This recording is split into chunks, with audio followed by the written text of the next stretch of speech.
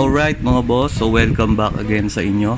So kung mapapansin nyo, meron tayo ditong Mio na i-modify natin. So ito, yung magiging model natin sa bago natin na content na katulad ng ayun, yung wire tacking nga pala. So ito, papakita ko sa inyo mga boss. So ito, papakita ko sa inyo mga boss. Ayan, yung mga wires na to, pati yung sa kabila, mawawala yan. So lilinisin natin. Medyo madilim. Bali, magiging dalawang wires na lang ang makikita dito. And then itong mga ganito mawawala. I-relocate natin sila papunta dun sa ilalim. So ayan, hindi ko na papakita kung paano tanggalin yung engine cover kasi 4 na bolts lang naman yan. Kayang-kaya nyo na yan. Simulan na natin yung modification.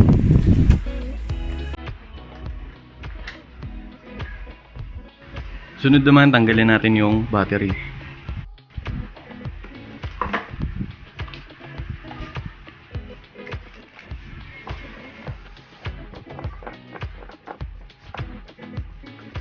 Alright mga boss, so para hindi kayo mawala ng tornilyo, ibalik nyo lang kung kaya ibalik.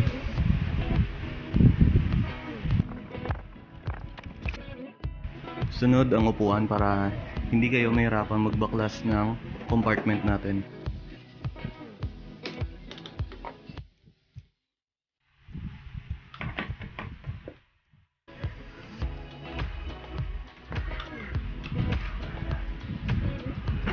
Ganun pa rin mga boss, babalik natin yung mga bolts o nuts para hindi mawala.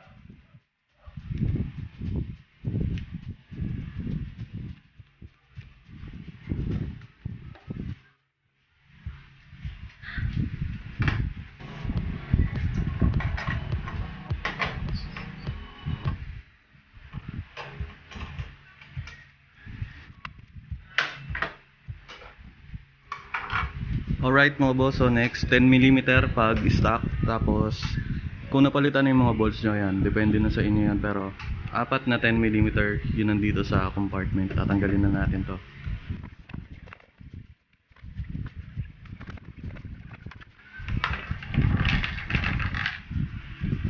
Sunod, unplug natin itong wire ng starter, yung positive. So dito naman mga boss, ayan, zoom natin. Oy. Alright. Ayan, pwede na yan. Dito makakita kayo ng iba't ibang uri ng socket. Ito. Una muna yung negative nya, negative wire.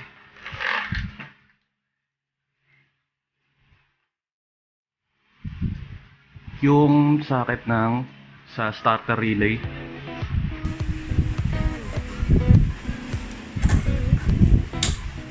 So pagkatanggal nyo ng socket ng negative o yung ground wire, dalawa na lang matitira. Itong positive tsaka yung sa socket ng starter relay.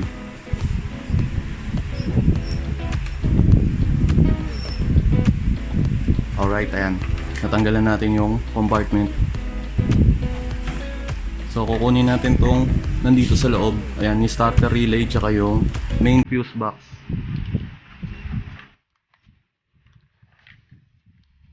Tanggalin lang sa clip.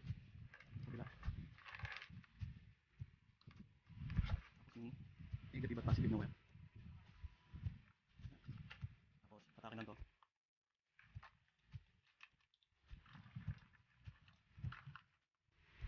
Ayan. So nakuha na natin yung kailangan natin. Ito yung itatago natin mga boss. Alright. So kailangan pala natin tanggalin yung side fairings kasi dito natin ilalagay yung harness ng starter natin tsaka yung fuse box. So tatanggalin ko muna to. Naka pag stock na bolts, ayan, Phillips screw, pero pag yan, naka ano kasi yung owner nito, naka gold bolts o yung white bolts.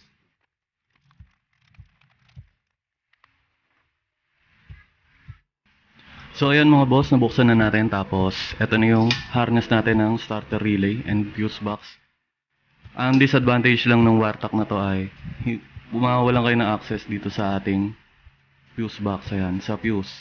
Kasi mapupunta siya dito sa loob. Ayan, dito ko nilalagay. Ayan. So yung vlog natin na to kasi marami nagre-request kaya ayan, sakto. Gagawin na natin.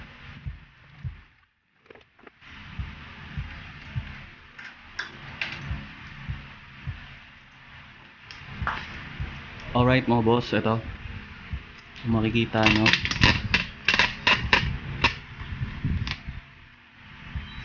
Isasabit natin dito sa may tubo dito. Itong ano natin, starter relay tsaka yung fuse box. Gagamitan ko siya ng cable tie.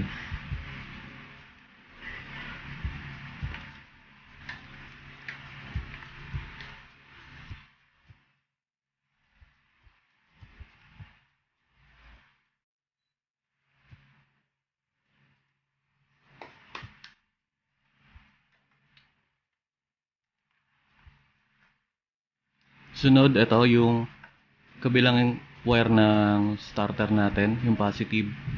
Kukunin natin siya para umabot dito sa male socket niya.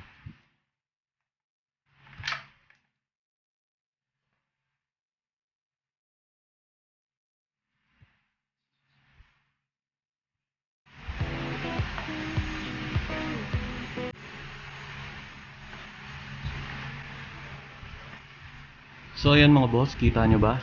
Unti-unti natin ikakabit yung mga abot na wires dito. Bali ang main target lang natin, itong negative at positive ang i-extend natin kasi magiging kapos siya papunta ng compartment. So puputulin natin to, mag-extend tayo.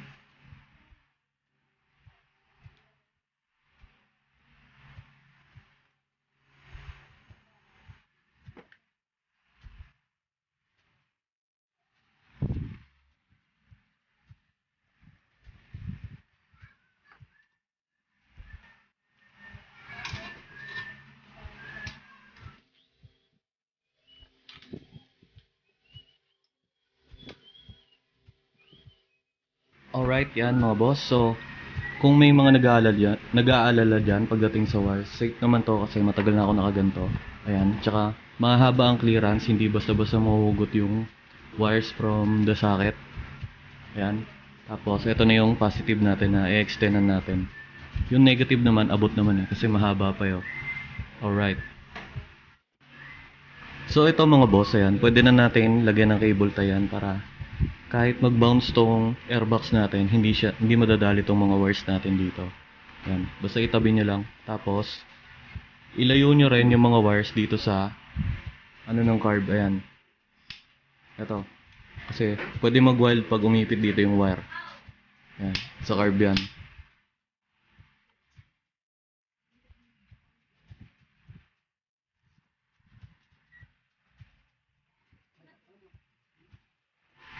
Alright mga boss, so bago ko lagyan ng cable tie, pakita ko muna yung extension natin. Ito, yung I-terminal. Ito na lang siguro yung papalit natin or ito pa rin. Ayan.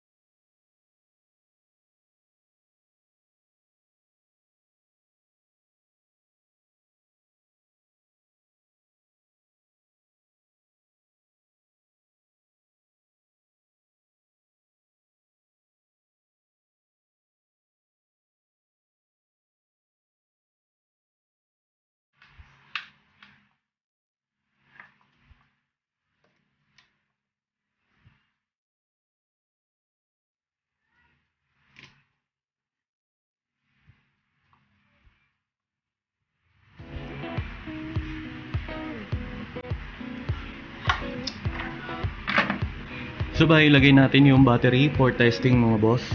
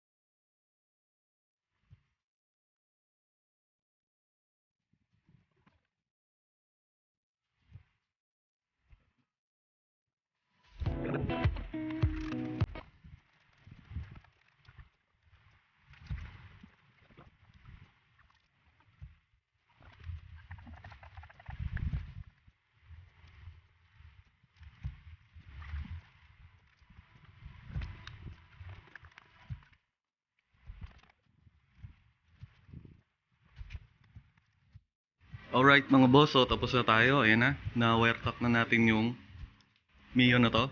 Tapos check natin yung gawa natin. Alright. So ayan, single wire na lang siya. Tapos yung mga red wires na sa may harness ng starter relay, yan, wala na. Nandun na sa likod. Sinabayan na rin natin ng linis. Tignan natin yung kabila.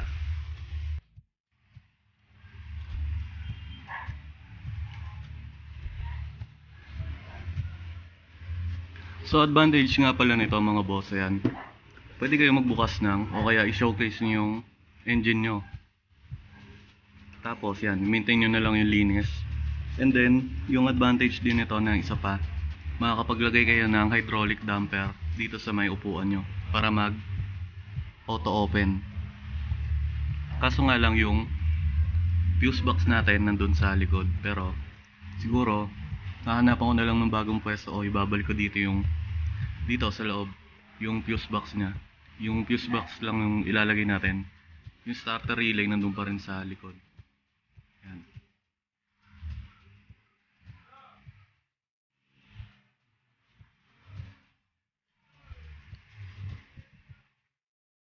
So ayun na mga boss, sana marami kayong natutunan ulit yan sa panibago nating video. Like, share, comment, and subscribe. And alright.